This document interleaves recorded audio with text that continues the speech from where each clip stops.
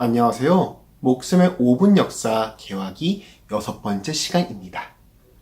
고종이 대한제국을 세운 동안 러시아와 일본은 어떠한 상황이었을까요? 만주를 점령한 러시아를 견제하기 위해 영국은 일본과 1902년 영일 동맹을 합니다. 러시아와 일본, 이 둘의 대립은 이제 막을 수 없는 상황에 이르렀습니다. 고종은 러시아와 일본에 대한제국의 중립을 제안했지만 러시아와 일본 모두 거절합니다. 둘의 목표는 똑같이 조선, 대한제국의 점령이었기 때문이죠.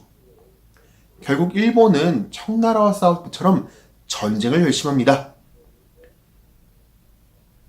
일본이 이긴 청나라는 같은 아시아였지만 러시아는 서양 열강이었고 실제 국력 차이도 매우 컸습니다. 1904년 2월 8일 일본이 리순항에 러시아 함대를 기습하며 전쟁이 시작됩니다.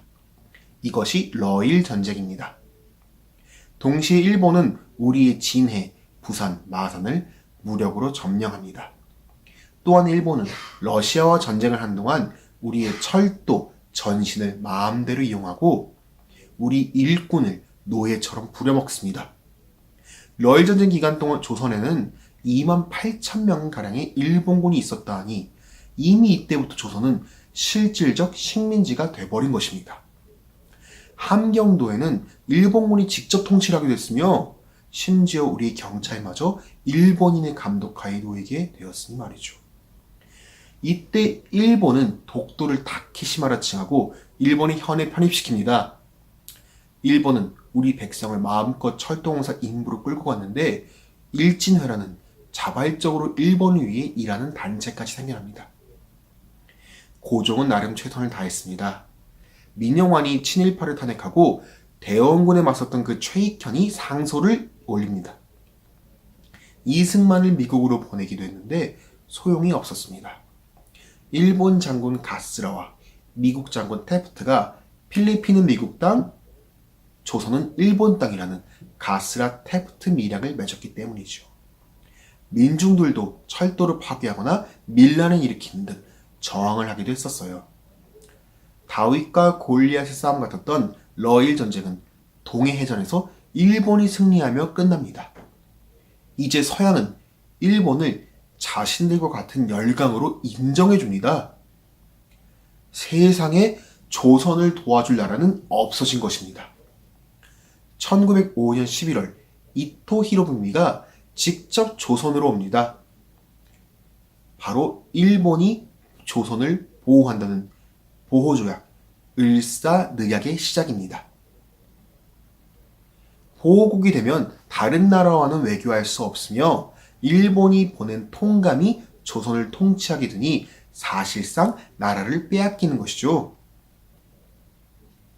고종은 당시 아픈 몸이었지만 이토를 비난하고 조약 체결에 반대했습니다. 결국 이토는 4천의 병력을 두고 정부 대신들을 불러 모읍니다. 여기서 한규설과 민영기는 절대 거부합니다.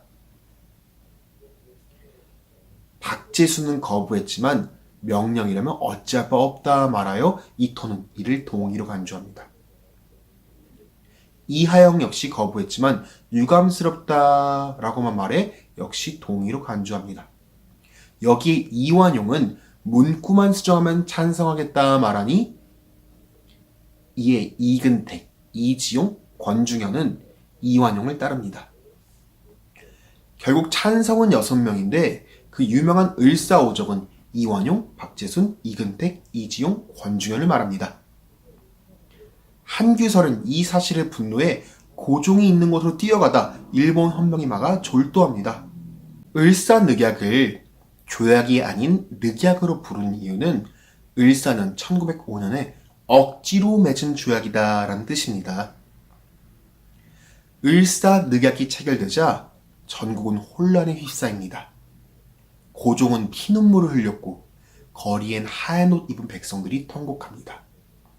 황성신문에는 장지연이 시리아 방성대곡 이날을 먹노아 오노라 라는 글을 써서 알리고 영국인 베델이 경영하는 대한매일신보가 을사늑약의 모든 것을 폭로합니다.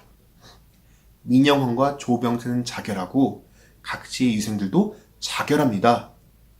이토 히로부미는 아랑곳하지 않고 조선 땅에 통감부를 설치합니다. 이토 히로부미가 조선의 초대 통감이 되어 외교권뿐 아니라 조선의 모든 것을 간섭했으며 일본인 경찰로 통제하였습니다. 이때 동양척식 주식회사라는 일본 회사가 대부분의 우리 땅을 사들이고 우리의 수, 산, 바다까지 모두 통감부의 아래 들어갑니다. 여러분들이라면 을사늑약을 듣고 어떠한 선택을 할 것 같나요?